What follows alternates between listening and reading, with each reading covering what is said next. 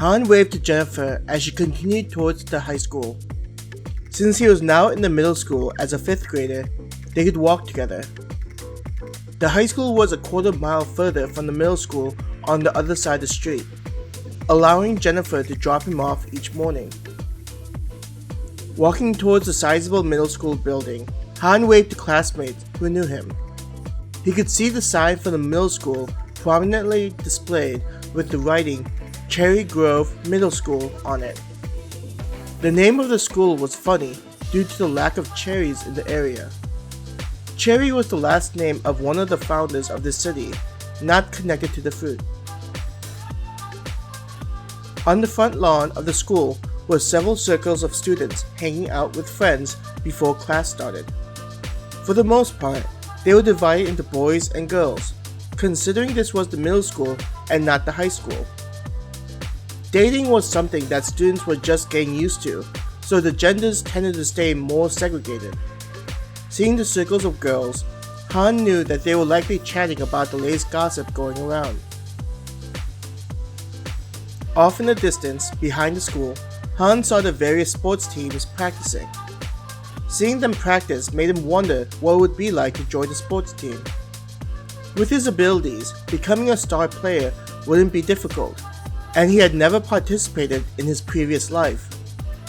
It would be nice to get some of the adoration girls tend to show the jocks. "What are you thinking about?" a guy's voice tried to surprise him. Han felt a sudden increase in pressure as the person placed his arm on his shoulders and leaned on it. "Thinking about the look on your face while you're taking the math exam today?" Han turned his head to see his close friend Alex hanging on him. As if the life was drained from his body, Alex seemed to hang on Han's body completely. Appearing to bear all of his weight, Han continued to walk towards the school building. "Don't remind me, Han. It's just not fair how they have exams on Monday after the weekend has gone by. Do they expect us to abandon our precious freedom and stay home studying the entire time?" Alex groaned. "That's what you get for goofing off at the shopping mall instead of preparing for the exam. You spend all your time reading those comics and flirting with girls when you should be reading a textbook," Han admonished in an unsympathetic tone. "I don't need to hear that from you." Alex jumped off of Han and pointed a finger at him in accusation. "I don't think I've ever seen you studying, and we've been friends since 2nd grade, and yet you still perform better than I do." "Maybe I was reincarnated and all of this is review for me," Han theorized. Alex placed a hand on his face and said, "If that was the case, then why aren't you the number 1 student? If I were reincarnated, I would be showing off all my skills and getting ladies to fall for me." Alex sighed in frustration at how unfair life was. Han grinned at Alex's suffering expression. "Remember, you have to earn at least a B in the test, or you're going to be in a situation where an A+ will be what prevents you from not receiving a winter vacation. You'll be forced to come to school and study for the retake exam," he cautioned. "You enjoy reminding me of these horrible things, don't you?" Alex glared at Han. "If you want to run away from reality, how is it my problem?" Han asked back. As they squabbled about various topics, the two of them reached the building. Due to it being a little early compared to when school was supposed to start, there was not a crazy amount of students in the hallway. When he first came to the middle school, he was surprised by the number of students arriving early. On his Earth, students would wait until they had to show up for the first period, but in this reality of Earth, schools acted as critical social hubs. Kids would use the time to catch up with their friends before class started. To help their development, learning institutions for middle and high school began later and ended early. With the shorter school day, the length of summer vacation was shortened. For Han, these shorter days meant that the school would have been even more comfortable for him, even without his cheat ability. Though there are those who complain about the amount of work that's provided to them as assignments, it was materially less compared to his experiences. This allowed him to barely have to use his ability to maintain an acceptable overall grade average. He remembered reading other online stories where the main character would be the number one student, using their ability to get ahead. With him, he didn't think it was necessary to put so much importance on looking important. Thinking about the students practicing, Han thought to himself, but it wouldn't be that bad to get some attention, right? Hey, I'm going to head over and drop off my backpack, Han said to Alex. Meet in the cafeteria? Alex asked. Sure, Han confirmed and waved at Alex as they split up, with Alex heading over to the meeting destination.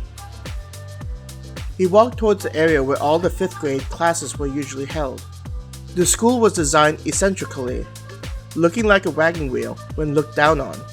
Students would enter the circular part of the building and then head to one of the spokes that had their respective grade. This design was useful, considering the shared parts were in the proportionately larger hub of the building. Having 4 floors, there was plenty of room to create spacious cafeteria, auditorium, library, and gym. Class sizes would be spacious and not feel cramped in a classroom. For the upper grades, this meant that the science classes could have a more substantial lab area. Entering one of the stairwells, Han headed towards the 3rd floor where his locker was located. Most kids used the numerous elevators to get to the different levels, so he didn't run into many students. His steps echoed, the sound bouncing off the concrete walls, giving a cavernous feeling when using the stairs. Reaching the 2nd level, he looked at the painted sign with an image of a computer next to the number. Continuing to the 3rd floor, he heard the occasional laughter from students heading to the 4th floor. Turning the corner, he saw the number 3 with a beaker and atom next to it. Opening the door, Han was punched with the usual chemical smells on his floor. Walking past students talking with their friends, he reached his locker. Spinning the combination lock and unlocking it, he opened the locker and emptied out his books from his backpack and placed them inside.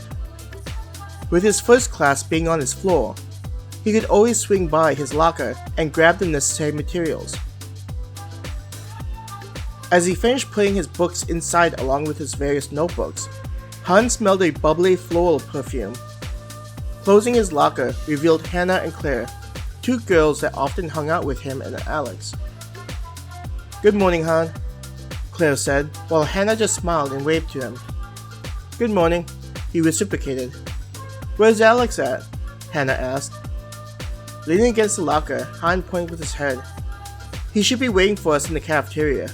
I just wanted to stop by and drop off my bag, instead of carrying it everywhere. Are the 2 of you ready for the math test? Claire asked, grinning wickedly. She was great at STEM-related classes and enjoyed seeing the others stress out. Hannah sighed. Han, she's been nagging me about that stupid test all weekend. Just because she does slightly better than me, Claire thinks that she can hold it over my head. I've given up on trying to compete with either of you in those classes. Han shrugged and shook his head. The 2 of you are no fun, Claire pouted. She then brightened up and said, Let's hurry to the cafeteria. Why, so you can torment Alex about how he needs to get a B today? Han chuckled. I've already teased him this morning, so take it a little easy on him. Pushing off the locker, he walked between the 2. Both of the girls followed him. You know that I would want to tease Alex, Claire nagged. Han chuckled. I don't know why you enjoy tormenting him so much. Blame it on yourself for being so apathetic and not giving me my fun. Anyways, Hannah boosts his ego too much, so someone has to take him down a notch. She glanced over at her friend. I do not, Hannah said as her face turned red. You should hear how she follows him whenever he's at the mall, trying to flirt with the college girls working there. Claire continued and laughed. Hannah lightly punched Claire's side, which made Claire laugh harder. I'm not asking you to come to the mall with me anymore. Hannah stuck her tongue out. You'd miss me too much, Claire said, flicking her hair over her shoulder.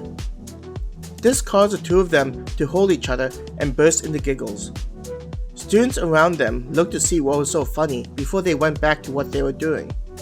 It wasn't an unusual sight for girls to start giggling for no reason.